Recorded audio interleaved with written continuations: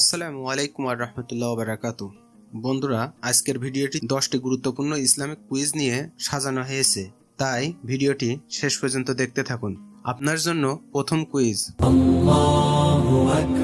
কুরআনে কার প্রসঙ্গে কবরের আযাবের কথা উল্লেখ করা হয়েছে? ক.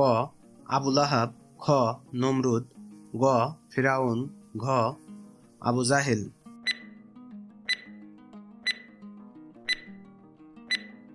সঠিক উত্তর হবে গ. ফিরআউন। আপনার জন্য দ্বিতীয় কুইজ। ওযুর সময় অঙ্গ প্রত্যঙ্গ 3 বার ধৌত করা কি? ক. ওয়াজিব, খ. সুন্নাত, গ. নফল, ঘ. ফরজ।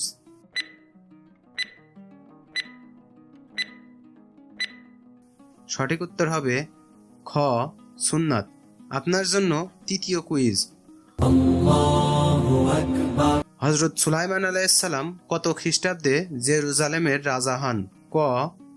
925 খ্রিস্টাব্দে, খ. 927 খ্রিস্টাব্দে, গ. 935 খ্রিস্টাব্দে, ঘ. 937 খ্রিস্টাব্দে।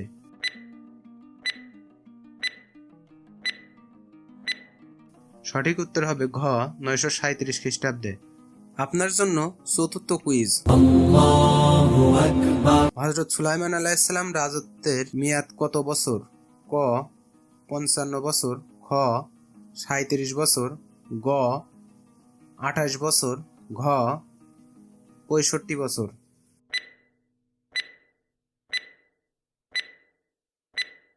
সঠিক উত্তর হবে খ.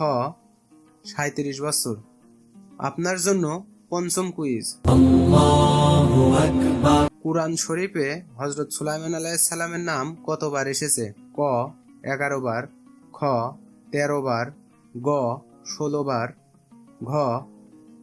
20 বার।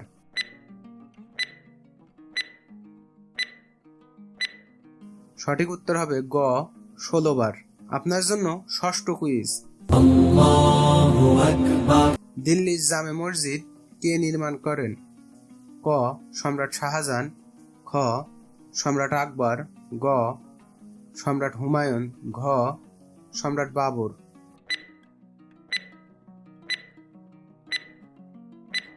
সঠিক উত্তর হবে ক. সম্রাট শাহজাহান। আপনার জন্য সপ্তম কুইজ। দিল্লি জামে মসজিদ কত সালে নির্মাণ করা হয়? ক. 1620 থেকে 1635 সালের মধ্যে, খ. 1650 থেকে 1665 সালের মধ্যে, গ.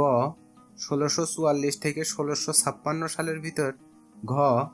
1677 থেকে 1690 সালের ভিতর।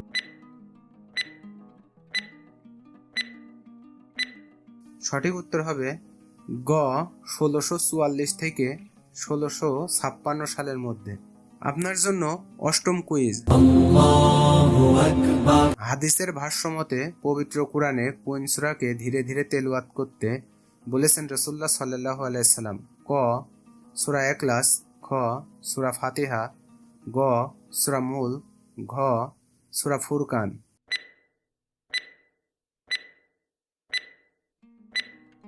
সঠিক উত্তর হবে খ. সূরা ফাতিহা। আপনার জন্য নবম কুইজ।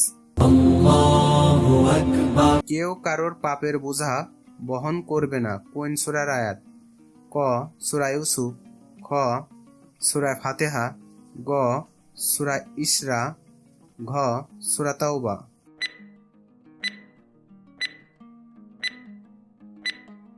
সঠিক উত্তর হবে গ. সূরা ইসরা। আপনার জন্য দশম কুইজ। নারী ও পুরুষ উভয়ে তাদের কৃতকর্মের সমান প্রতিদান পাবে কোন সূরার আয়াত? ক. সূরা মাইদা, খ. সূরা নিসা, গ. সূরা কাসাস, ঘ. সূরা আল ইমরান।